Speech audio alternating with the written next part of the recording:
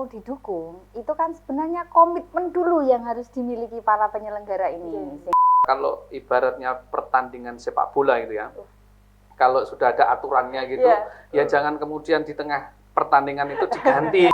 Sempat ada rame-rame nggak, Bu, Pak, untuk Tutur demokrasi, masa kita melaju, langkah maju bersama suara jadi cahaya. Tutur demokrasi, istimewa, mari kita simak teman pemilih bicara. Tutur demokrasi, masa kita melaju, langkah maju bersama suara jadi cahaya. Tutur demokrasi. Jalan-jalan ke Wonosari, mampir bentar beli roti. Cakep. Halo teman pemilih, selamat datang kembali di Tutur Demokrasi. Halo teman pemilih, perkenalkan dulu ya. Saya Clara. Dan saya Pram. Hari ini kita bakal bahas tentang pilkada nih. Dan kita udah datengin narasumber yang ahli ya Mbak, udah kompeten di bidangnya ya Mbak. Ahli, nah bener. itu, yang berurusan langsung dengan pilkada ya Mbak. Bener banget. Mungkin Boleh bisa langsung kita kenalan dulu sama narasumber kita hari ini. Yang pertama di dekat saya ada Ibu Asih. Silahkan disapa dulu Bu. Oke, halo teman pemilih, saya Asih dari KPU Kabupaten Gunung Kidul. Ya, terima kasih Ibu Asih. Jadi Ibu Asih ini adalah Ketua KPU Gunung Kidul. Bener banget, bener banget. Gunung Kidul yang banyak wisatanya. Nah, itu gitu dia. Ya, luar biasa. Nah, yang satunya lagi nih, Pram. Siapa tuh Mbak? Bapak Joko Santoso. Benar? Benar. Tapi tadi bisik-bisik maunya dipanggilnya Mas. Mas Joko. Kayaknya masih seumuran saya ya Pak?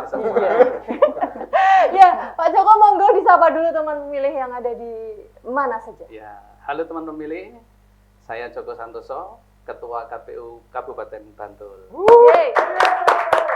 Luar biasa.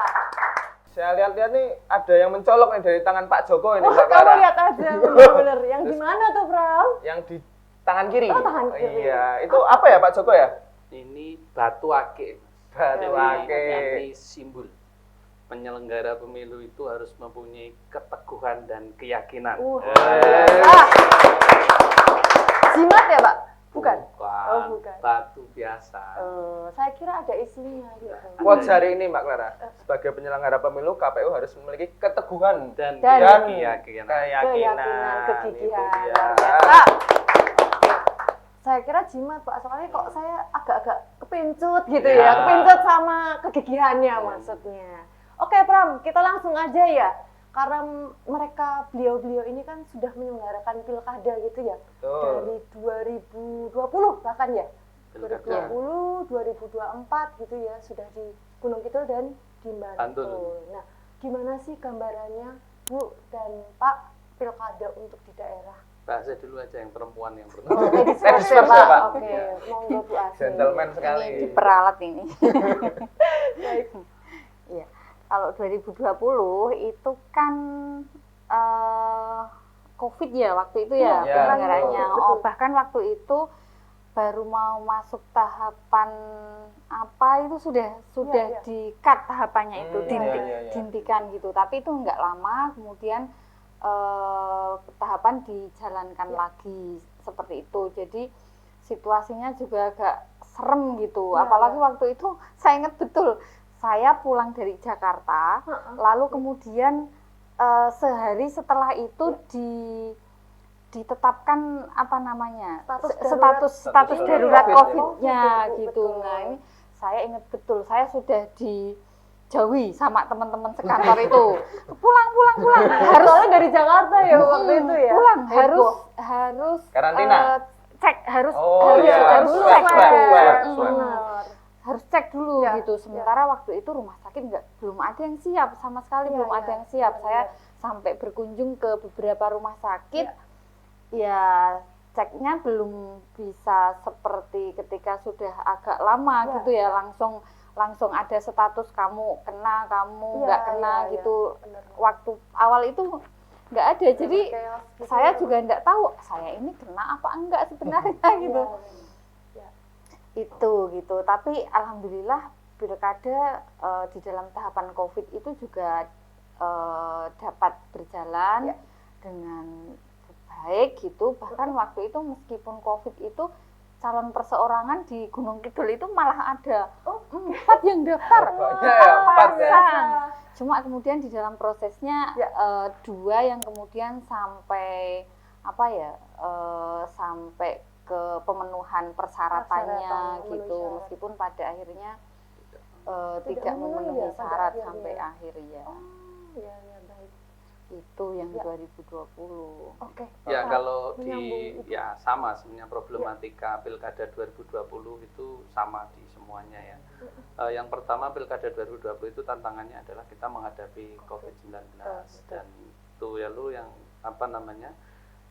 kita pada waktu itu belum siap dari segala hal ya.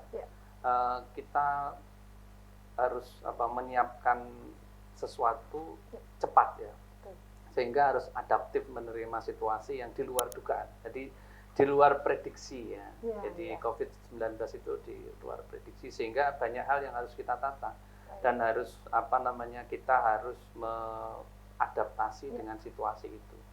Jadi itu yang membedakan 2024 ini tantangannya adalah penyelenggaraan pilkadanya itu di waktu yang sama, di tahun yang sama dengan pemilu tahun 2024 sehingga hiruk pikuknya itu luar biasa ya. Jadi persiapannya agak sedikit tensinya naik kalau Mbak Clara menyebutkan tadi berdarah-darah, walaupun kita tidak sampai keluar darah. Benar banget. Ya seperti itu tantangannya seperti itu. Jadi ya itulah jadi hal terpenting adalah kita harus adaptasi ya. Mampu cepat menjadi penyelenggara itu cepat beradaptasi dengan situasi. Gitu. Karena belum sempat leren ya Pak pada waktu itu pemilu 2024 ya. Ya kalau sama Sudah 2020 pilkada, pun juga gitu ya. Jadi kami di daerah istimewa Yogyakarta itu ada 3 kabupaten kota ya yang menyelenggarakan pilkada 2020. Sleman, lalu Gunung Kidul dan Bantul. Nah kita juga baru saja melaksanakan pemilu 2019. Ya sehingga ini kita juga tensi kita juga masih belum terlalu karena kan belum lama ya dengan pemilu, belum ada jeda lama. Dan itu. Tapi satu hal yang kita dapatkan adalah kita dengan pemilu serentak tahun 2019 kemudian menghadapi pilkada tahun 2020 kita lebih siap ya karena 2019 itu dengan keserentakan pertama kali lalu pilkada 2020 yang delalah kita berhadapan dengan bencana non alam ya, COVID di luar prediksi semua orang. Jadi begitu. Jadi di 2020 ini tantangannya juga berat ya Mbak Clara karena selain barusan menggelar pemilu 2019 langsung ada COVID ya Mbak Clara. Yang sebelumnya kita juga belum pernah ya Pak dan Ibu mengalami COVID ini, karantina dan lain-lain. Nah kira-kira nih Bu sama Bapak kalau misal di obrolan ini di RT atau obrolan-obrolan WA gitu, kira-kira isu apa sih yang sering dibahas kalau tentang pilkada kemarin? Yang 2020 2024? Bisa dua-duanya Pak, 2020 dan 2024. Ya kalau saya duluan ini bahasnya ya. Giliran saya. Kalau pilkada tahun 2020 itu kan adanya pembatasan sosial yang ketat sekali. Terus kemudian juga kekhawatiran banyak orang terjadi klaster pilkada pada waktu itu. Bahkan saya ingat betul bagaimana pernyataan pimpinan di Jakarta dan juga pejabat-pejabat negara pada waktu itu. Pilkada tadi sebutkan sempat dipending ya karena situasinya dan masyarakat juga pada waktu itu dihantui oleh itu tadi nanti munculnya klaster baru.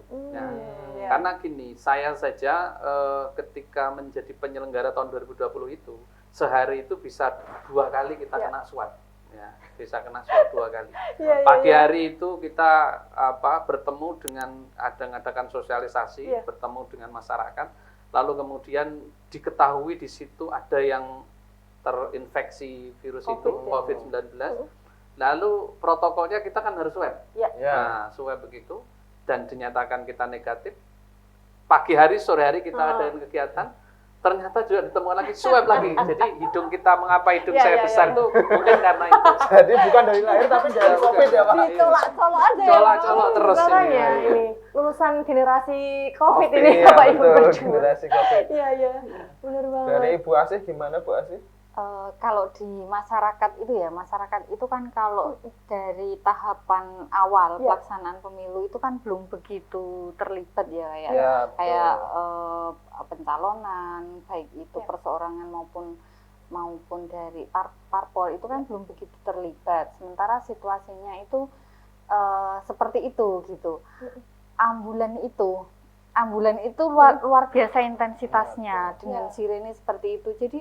Jadi menurut saya situasinya itu juga mencekam gitu. Apalagi kalau di Gunung Kidul itu kan banyak perantau gitu ya.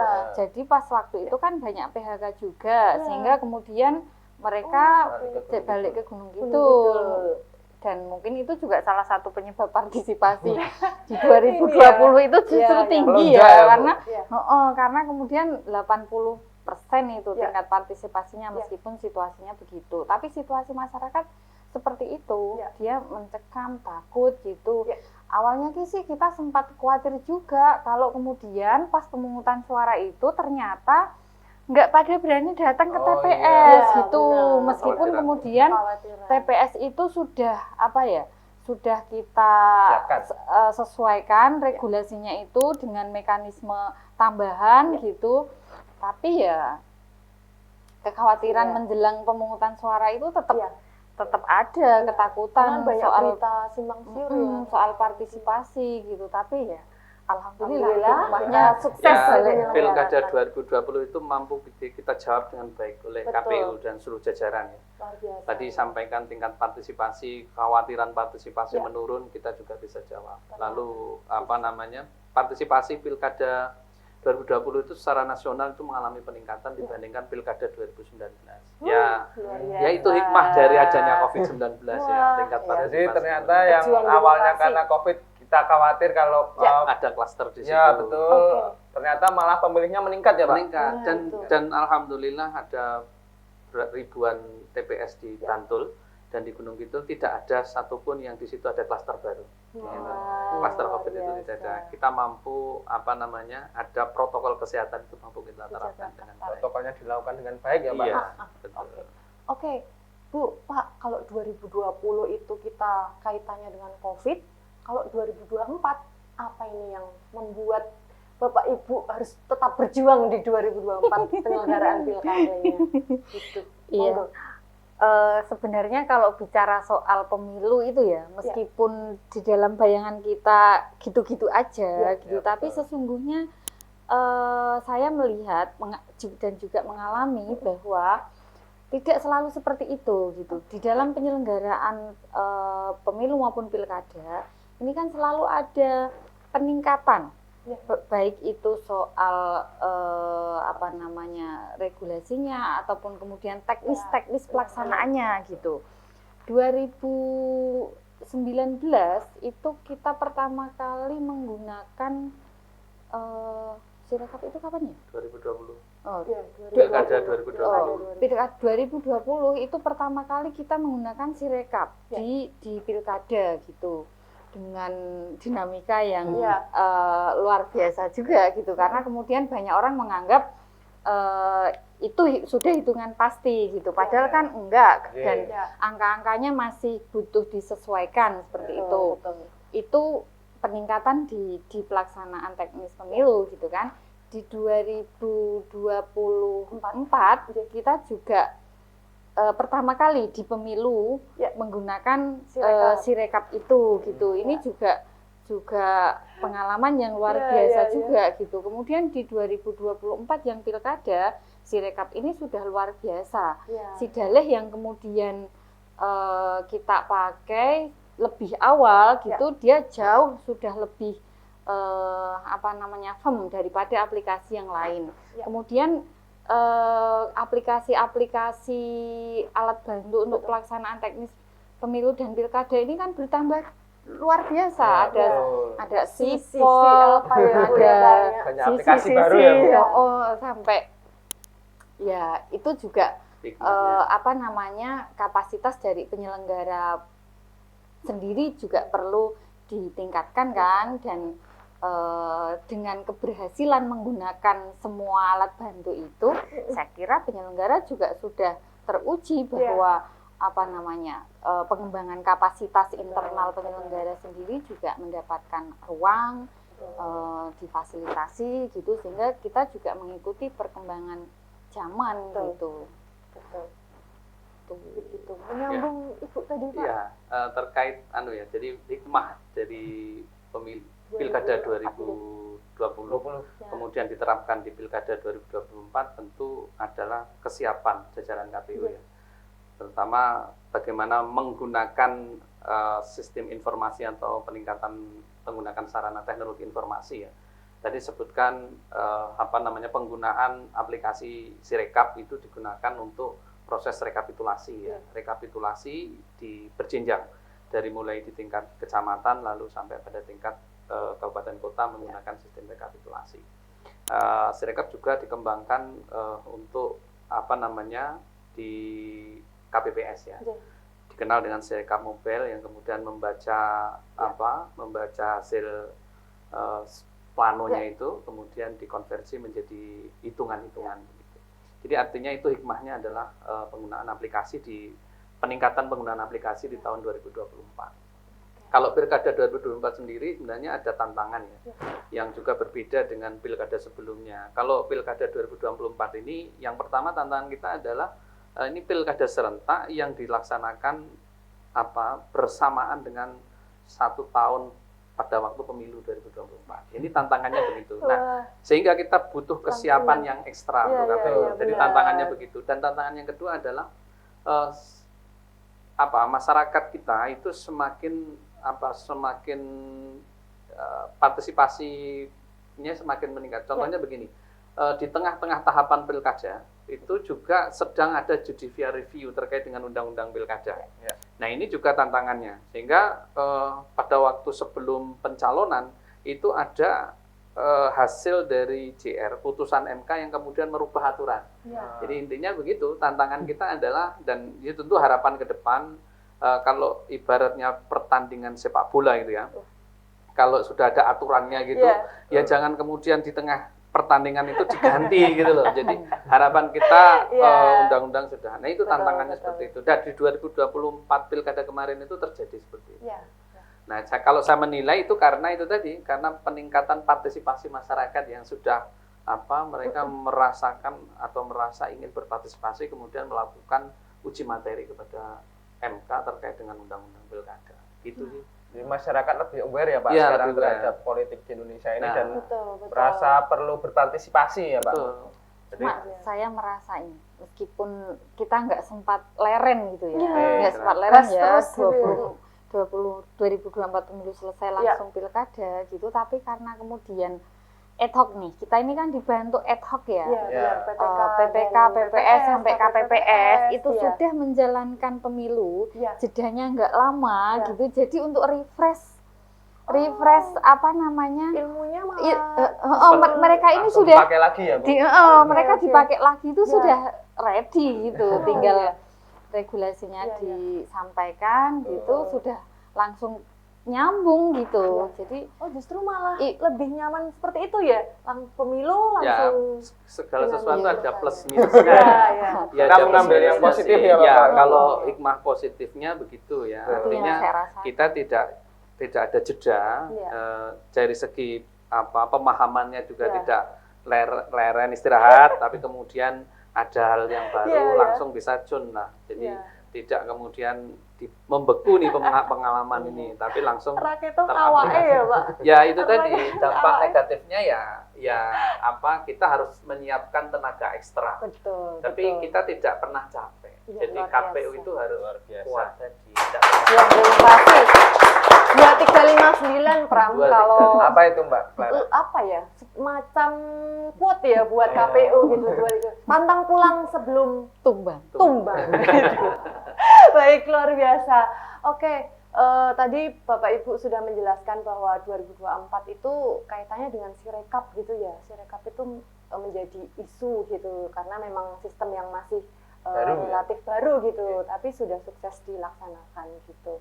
Nah, kalau dari segi logistik Bapak Ibu, karena kan ketua itu kaitannya dengan ngurusin segala macam ini ya, tetek bengeknya KPU. Nah, Ya, itu kalau gimana? Pilkada 2020 tentu logistik berbeda dengan Pilkada 2024 ya, karena ada tambahan untuk alat pelindung diri ya, APD. Jadi itu tambahannya, sehingga dibutuhkan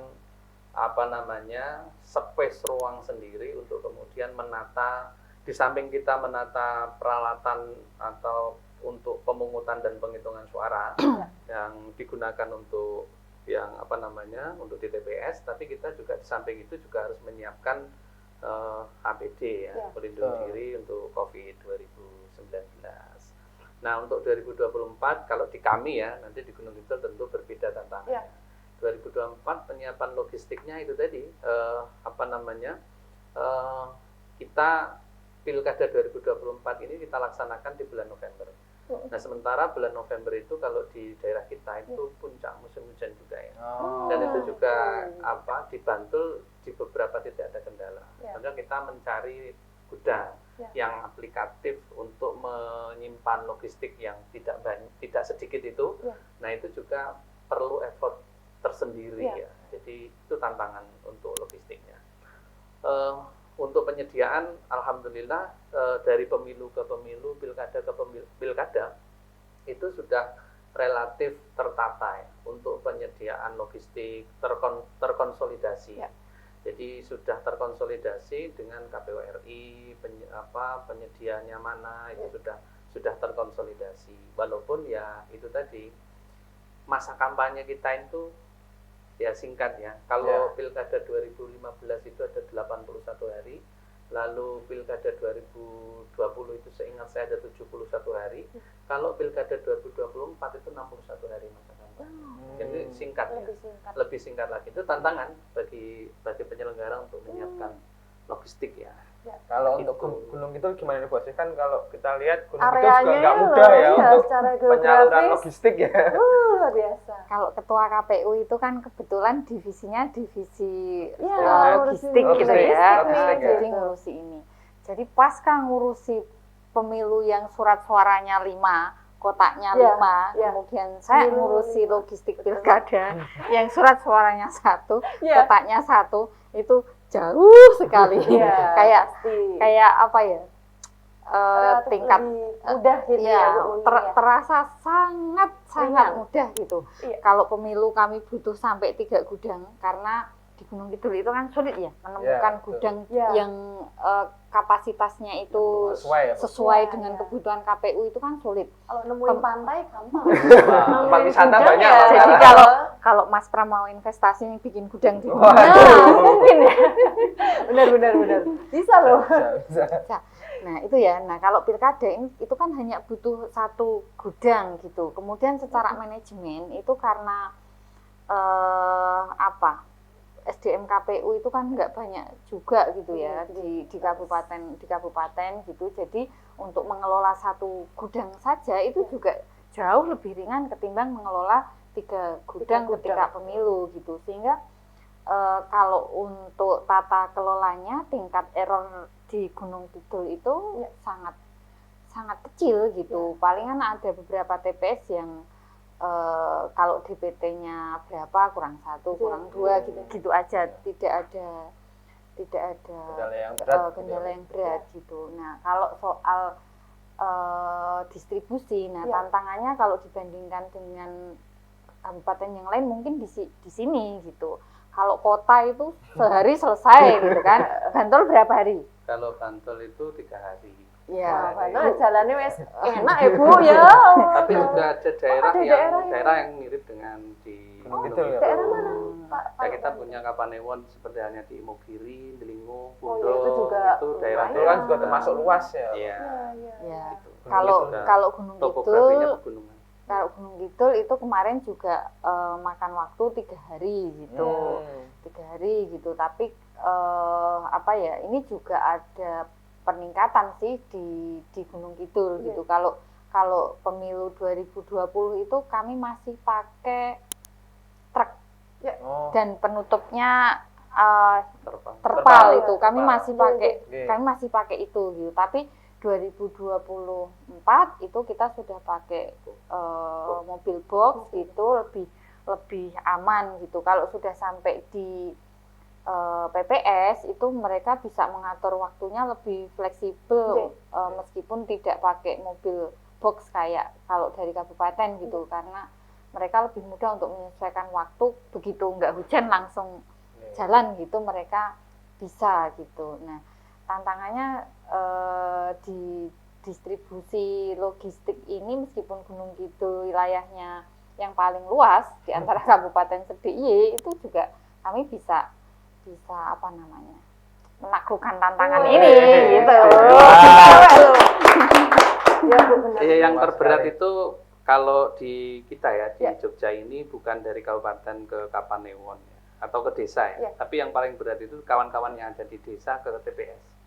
Itu yang berat. Contohnya kami punya daerah yang medannya mudah terakses. Itu di Kapanewon Banguntapan di Bantul. Itu justru dari Kalurahan Banguntapan menuju ke TPS itu sulit. Karena apa? Aksesnya itu kecil jalannya. Jalannya kecil sehingga tidak bisa dilalui mobil gitu ya. TPS itu. Sehingga butuh kendaraan yang lebih motor mungkin ya, Pak. Motor atau motor roda 3 itu bisa masuk. Nah, tantangannya kalau pelaksanaannya di bulan November tadi ya hujan. Sehingga ada kami ada beberapa kotak suara yang harus ganti. Kena hujan itu jatuh ke air, kemudian ya kita harus ganti karena ada kerusakan. Gitu. Clear, tidak ada kasus kayak gitu. Ya justru kita di kota. Di kota. Karena setiap kabupaten tuh punya cerita sendiri ya, tantangan sendiri-sendiri. Kalau nggak ada tantangan, nggak ada cerita nanti ya Bapak. Maka harapan kami ya ke depan kalau pilkadanya ya jangan di bulan-bulan November ya. Ya itu harapan. Angan-angan ya. Benar. Harapan, benar. Kan kita bisanya hanya berharap. Betul sekali. Tapi yang menentukan tuh ya monggo. Ya begitu ya. Ya baik. Untuk menyambung tadi Bapak Ibu sudah diceritakan bahwa logistiknya tadi ya sudah didistribusikan dengan baik. Tentu kita juga kaitannya ngomongin dengan TPS-nya ya tadi sudah disinggung gitu. Kalau untuk Gunung Kidul dan Bantul, Bapak itu ada TPS lokasi khusus nggak? Atau TPS yang memiliki mungkin cerita unik dalam pengelolaannya? Kalau Pilkada 2020 kita sebenarnya tidak ada TPS lokasi khusus. Wacana TPS lokasi khusus itu pemilu 2024. Kalau Pilkada 2020 itu kita melayani di tempat khusus. Apa itu? Tempat untuk penampungan yang terinfeksi COVID itu. Jadi situ itu harus membutuhkan penanganan yang ekstra. Kita membutuhkan contoh di situ di lokasi itu ada berapa orang yang harus kita layani. Sehingga kan waktu itu belum ada TPS lokasi khusus kan. Nah, kan harus dilayani juga mereka. Nah, kita membutuhkan beberapa TPS yang kemudian melayani di tempat itu. Dan pada waktu itu kita masuk ke lokasi itu harus menggunakan APD lengkap yang seperti astronot. Benar. Itu tantangannya seperti itu. Kalau Pilkada 2024 ini relatif kita tidak ada ya TPS yang rawan, itu tidak ada. Tapi kalau di atensi rawan terkait dengan karena pilkada itu pertarungannya di tingkat lokal gitu kuat ya, rawan dalam artian yang perlu diwaspadai keamanan ada. Di situ kita disupport oleh teman-teman dari kepolisian dan TNI, juga dari Satpol PP yang kemudian mengantisipasi ada hal-hal yang bisa mengganggu keamanan di situ. Gitu sih. Di Gunung Kidul gimana nih Bu Saya itu nangkepnya kalau TPS khusus itu TPS yang kalau kami itu kan ada lapas ya. Kami ada 3 gitu kan. Ada lapas anak, ada lapas umum laki-laki yang menghuninya, kemudian ada lapas perempuan gitu. Jadi ini juga kami bikinkan TPS di sana. Cuma kemarin kesepakatannya itu meskipun lapasnya ada 3 gitu, tapi TPS-nya hanya 1. Jadi yang anak-anak sama yang perempuan ini sama petugas lapasnya dibawa ke TPS yang laki-laki ini. Jadi kami memfasilitasi mereka itu di TPS yang memang kami siapkan di lapas laki-laki ini gitu. Itu aja sih. Kalau rumah sakit kami nggak bikin di 2020. Oh, malah justru nggak ada. Ya karena 2020 itu tidak ada TPS lokasi khusus. Yang ada kita mendatangi ya Pak. Iya, mendatangi. Ya, dengan APD. Itu akhirnya yang di rumah sakit itu di apa namanya? Kan sudah terdaftar ini DPTB-nya ada apa enggak gitu. Kalau ada, itu kami sudah menyiapkan TPS pengampu di sekitar rumah sakit itu. Jadi petugas TPS-nya yang datang ke rumah sakit melayani gitu. Tapi ini apa namanya?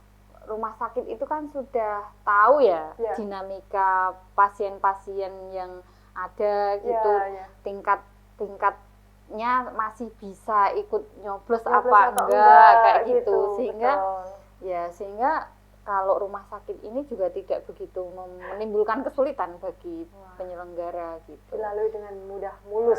Bahkan kalau intinya itu koordinasi ya. Nah, itu konsolidasi dan koordinasi. Pokoknya semua dikoordinasikan. Betul beres sekali. gitu. Nah, ini Bapak Ibu, kalau kemarin nih ada nggak sih misal resiko-resiko atau kerawanan yang misal sudah diperkirakan akan terjadi, terus kira-kira ada cara mitigasinya gitu nggak? Sempat ada rame-rame nggak, Bu, Pak, untuk jadi begini, sebenarnya tidak pada waktu hari H ya kita melakukan mitigasi. Jadi KPU Bantul ini kita rutin mengadakan pertemuan mingguan, kita sebut pertemuan mingguan itu dari Forkombimda dihadiri oleh KPU, Bawaslu, lalu Forkombimda. Di sana membahas terkait dengan potensi yang atau perkembangan pilkada. Jadi itu rutin kita adakan. Nah, kita namakan Coffee Morning, Coffee Pagi Demokrasi. Nah, itu kita keliling. Jadi keliling KPU, nanti terus kemudian ke Forkombimda. Di situ yang dibahas adalah itu tadi bagaimana perkembangan situasi. Nah, kalau kemudian di satu daerah itu dinyatakan rawan gitu kan, karena mungkin dikhawatirkan terjadi kerawanan antar pendukung, terjadi konflik gitu kan. Nah, itu sedini mungkin kita sudah mendapatkan masukan dari Forkombimda, lalu dari Binda ya, memberikan masukan ke kami dan apa yang harus kita lakukan di situ. Gitu. Dari Gunung Kidul gimana nih mitigasi kita seperti itu? Soal mitigasi ya. Kami itu kan ada rapat bersama gitu dengan para stakeholder. Bukan yang ini Bu, minum kopi tadi. Enggak, mungkin minum jamu kalau Bantul kita adakan mingguan. Oh, mingguan. Rutin deh Pak. Jumat pagi. Oh, Jumat pagi gitu ya. Selama masa tahapan pemilu. Wah, luar biasa. Sebenarnya mirip juga sih, itu tergantung tahapannya sampai di mana gitu. Kalau masih agak jauh itu sebulan sekali. Kalau sudah agak mendekati gitu jadi lebih sering, gitu. Jadi dengan komunikasi ini ada isu apa itu sudah langsung bisa ditangani bersama gitu. Carikan solusinya ya, Bu. Sudah mirip-mirip aja. Jadi kuncinya sama nih Mbak Clara. KPU Bantul dan KPU Gunung Kidul sama-sama intinya komunikasi. Koordinasi dan komunikasi. Nah, untuk mencari titik temu. Dan jangan lupa ngopi. Nah, bener Bang. Itu Bang. Jadi KPU tuh belum tentu tentang yang penyelenggaraan pemilu terus, tapi di balik itu tuh ada koordinasi tadi antar semua pihak, antar semua stakeholder, ngoten nggih gitu. Oke, kita belajar dari dua tadi ya, pemilu 2020 dan 2024 gitu.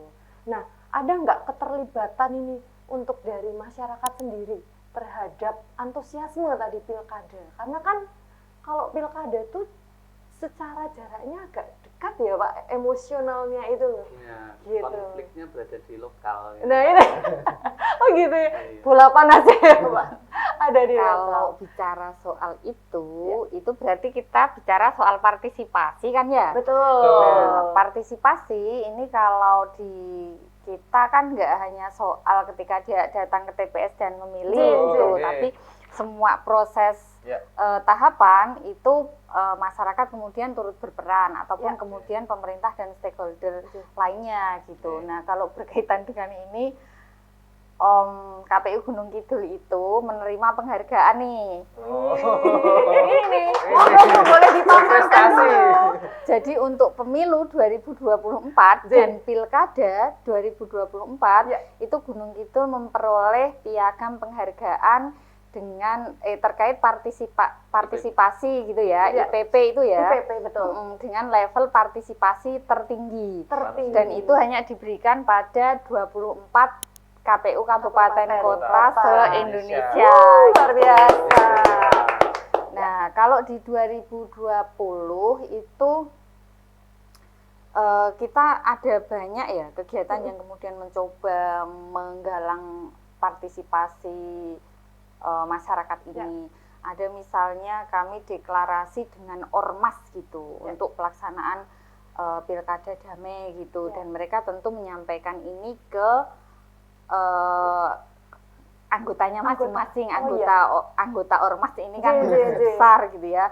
Kemudian sama Kementerian Agama ini kami bikin khotbah keagamaan lima agama ini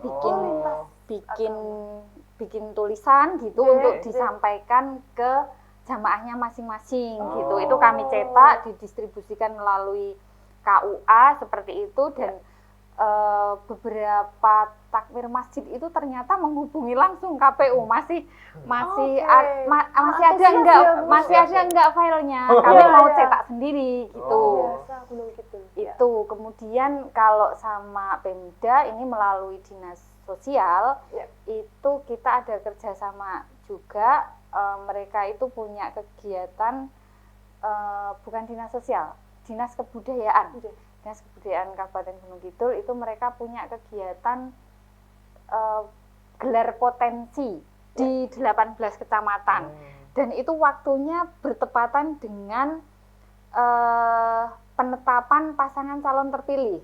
Jadi begitu kami tetapkan, pamfletnya dibikin, itu teman-teman PPK berkolaborasi dengan event ini sudah bisa langsung mensosialisasikan pasangan calon terpilih ini ke masyarakat gitu. Jadi semua senang, kami senang, partai juga senang, karena masyarakat juga senang, sudah bisa langsung mengetahui siapa sih sebenarnya calonnya yang mau kita pilih di pemungutan suara nanti gitu. Nah, pola-pola kolaborasi seperti ini saya kira juga bagus untuk kemudian besok dilakukan lagi, ataupun kemudian tempat lain juga melakukan hal yang sama gitu.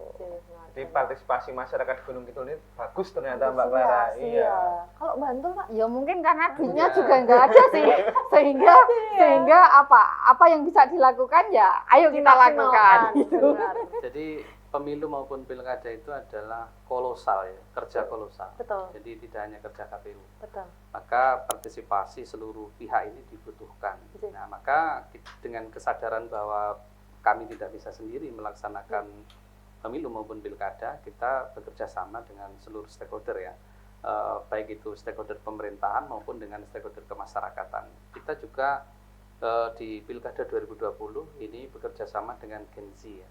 Wah, kayak Pram nih Pak, anak-anak Gen Z. Seperti Mas Iya, kalau kita kan generasi Gen kolonial. VOC. Ya, jadi keterlibatan semua pihak itu yang kemudian kita butuhkan. Betul. Dari tadi di Gunung Kidul itu ada istilahnya ada khutbah begitu ya. Ya, kalau di kami itu kita mengadakan sosialisasi sampai pada tingkat RT. Jadi kita hitung, jadi pertemuan RT itu kita datangi, lalu juga di samping itu kita menggunakan platform media sosial untuk mendekati teman-teman Gen Z tadi. Jadi kita bentuk komunitas Gen Z. Karena apa? Karena kalau kita lihat dari jumlah pemilih itu ya, usia rentang 17 sampai dengan 20 tahun itu di DPT-nya pilkada kita itu hampir 25%.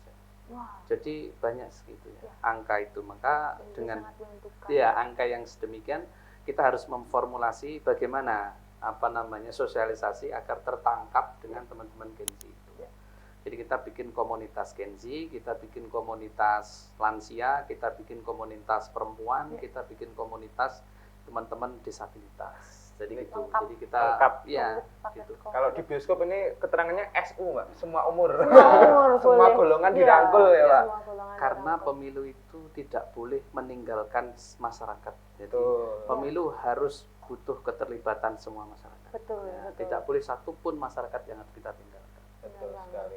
Terakhir nih Pak, ada nggak sih harapan untuk demokrasi, terutama di demokrasi lokal di DIY ini ya Mbak Clara? Untuk nanti ya menyongsong Betul. pilkada periode Betul. berikutnya. Ya, Nah, bantu dulu ya. Harapan kita begini. Wah ini Boleh. rebutan. Iya, Iya. saya. Suka berharap kayak. Suka berharap dari tadi harapan. Karena pertanyaannya harapan. Betul sekali. Kita hanya bisa berharap Betul. Benar. Mahadiwa yang menentukan. Itu dia. Jadi begini, DIY ini yang pertama gitu ya, kita bangga berada di DIY karena kita kota budaya. Satu. Yang kedua, tingkat pendidikan di DIY ini relatif tinggi dibandingkan provinsi yang lain. Termasuk Jadi, paling tinggi kayaknya ya Pak? termasuk paling tinggi. Jadi kalau di DIY itu satu RT itu pasti menemukan gelar S2 atau doktor. Nah, artinya apa? Dengan potensi yang baik ini harus kita kemas ke depan dari DIY untuk Indonesia. Kita harus memberikan contoh. Kampanye kita harus kampanye berbasis budaya. Pemilu kita juga pemilu yang berbasis budaya. Dan pemilu kita juga harus ditopang oleh kecerdasan. Karena memilih itu tidak hanya karena saya memilih karena kecantikannya atau karena ketampanannya, tapi kita pilih karena visi dan misinya atau programnya seperti apa. Dan itu butuh pemilih yang cerdas. Nah, Itu. gitu. Jadi teman pemilih diharapkan nih supaya bisa menjadi pemilih yang cerdas ya Pak? Benar, Betul bijak dan sekali. cerdas gitu ya. Betul, karena kan semua kepentingan kita, keberlangsungan kita juga ditentukan dari pemilu juga dan pilkada ya Pak? Iya. Benar Iya. banget. Memilih pemimpin Jadi itu jangan titipkan 5 tahun masa depan bangsa kita kepada orang yang tidak berhak.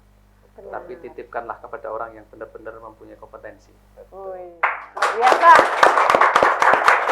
Sekarang kita tanya ke Bu Asih nih. Nah, Apa kira-kira Bu ini. Asih harapannya? Benar. Dari Gunung Kidul ke Indonesia. gitu. Betul sekali. Kalau tadi Mas Joko itu selalu bilang Ya. pemilu pilkada Ya. itu sebenarnya tidak bisa dilaksanakan oleh KPU sendirian. Yes, Maka betul. sebenarnya kan KPU atau penyelenggara ini kan butuh dukungan gitu ya. Kalau mau didukung itu kan sebenarnya komitmen dulu yang harus dimiliki para penyelenggara ini. Sehingga soal komitmen terhadap kerja-kerja kepemiluan, soal integritas dan sebagainya itu tentu kami ini ya sebagai penyelenggara kami menjaga ini gitu. Sehingga dengan ini kemudian kami harapannya didukung oleh semua stakeholder, oleh semua masyarakat atas apapun yang kemudian dilakukan oleh KPU ini, baik pada masa tahapan maupun ketika tidak di masa tahapan. Karena ketika tidak di masa tahapan ini kan pekerjaan merawat menjaga demokrasi itu kan tetap dilakukan oleh KPU ini, sehingga ini juga perlu dukungan baik oleh masyarakat. Kalau kemudian KPU hadir untuk berbagi informasi soal demokrasi, soal kepemiluan, soal pilkada gitu, kami tetap diterima dengan baik seperti itu. Nah, harapannya dengan kerja bareng ini kemudian demokrasi di DIY ini kita bisa jaga bersama-sama. Kalau nanti pada akhirnya tiba waktunya menyelenggarakan pilkada, menyelenggarakan pemilu, ya kita bersama-sama bisa melaksanakan itu dengan berkualitas. Itu harapannya. Jadi kalau dari Bu Asih ini harapannya komitmen, terus support supaya bisa berkolaborasi ya Bu, untuk menjaga demokrasi di DIY ini khususnya ya Bu. Benar. Dan semua sekali. pihak diharapkan bisa Betul. ikut berpartisipasi gitu ya. Semua pihak yang terlibat termasuk masyarakat ya. Betul banget. Oke, tadi udah ditunjukkan ya penghargaannya pun benar-benar udah terbukti gitu. Kalau Bantul ya kayaknya juga iya sama. Ada kan, ya, Pak? sama. Kita Dapat juga prestasi. dari segi informasi keterbukaan informasi publik kita juga mendapatkan apresiasi dari KID. Ya. Oke. Lalu juga indeks prestasi IPP kita, indeks partisipasi pemilu juga baik di Bantul itu di level yang sedang. Jadi tidak di level rendah tapi di level Tapi sudah informatif. betul. Begitu Jadi ya, Pak? itu juga mendapatkan penghargaan juga terkait dengan kita berterima kasih pada seluruh masyarakat Bantul ya. Pada siapapun kita mengucapkan terima kasih. Sekali lagi kalau bukan karena kedewasaan berpolitik masyarakat Bantul, tentu kami bukan apa-apanya. Terima kasih untuk Bu Asih dan Mas Joko. Iya, Kita banyak dapat insight baru ya, terutama tentang pilkada ya. Ternyata seseru itu, Bro. Betul, ternyata nggak cuma coblos-coblos doang, ternyata banyak ini ya, darah-darahnya, perjuangannya. Perjuangan demokrasi. Betul sekali. Ya, obrolan kita sebenarnya pengen sampai nanti maghrib gitu ya. Nggak mungkin kerasa ya, udah hampir 1 jam kayaknya. Ini saya naik gunung loh ya. Oh iya, naik gunung turun gunung ya, perjuangan gitu. Betul sekali. Nah, tapi memang kita harus di Mengakhiri penghujung dulu waktu, ya. karena memang masih jadwal Bapak Ibu ini sibuk banget gitu, padat Iya, banget gitu. Kita nggak mau mengganggu kesibukan lah gitu. Menyempatkan datang ke sini aja sudah seneng kita udah banget. terima kasih Terima kasih. pada Bu Asih, Mas Benar, Joko sudah mau terima rawuh ke kasih. sini.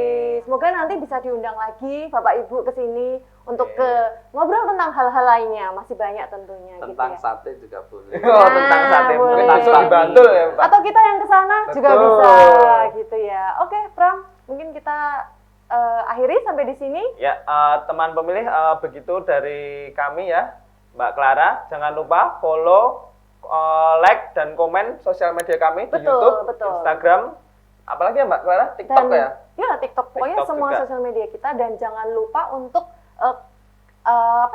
ya pokoknya share deh untuk ke Betul teman-teman sekali, semuanya. supaya banyak yang tahu ya Mbak Clara. Komen juga yang Betul. banyak. Biar naik ya kalau di komen. Iya, benar. Ya, Akan ada hadiah menarik tentunya, Pram. Iya, itu dia. Jangan lupa, seperti yang Mbak Clara bilang tadi, jangan lupa komen supaya dapat hadiah juga dari Mbak Clara nanti. Dari KPU ya, Pram. Oh, dari Gitu. KPU. Oke, begitu teman pemilih, sampai jumpa lagi di podcast Tutur Demokrasi. Istimewa.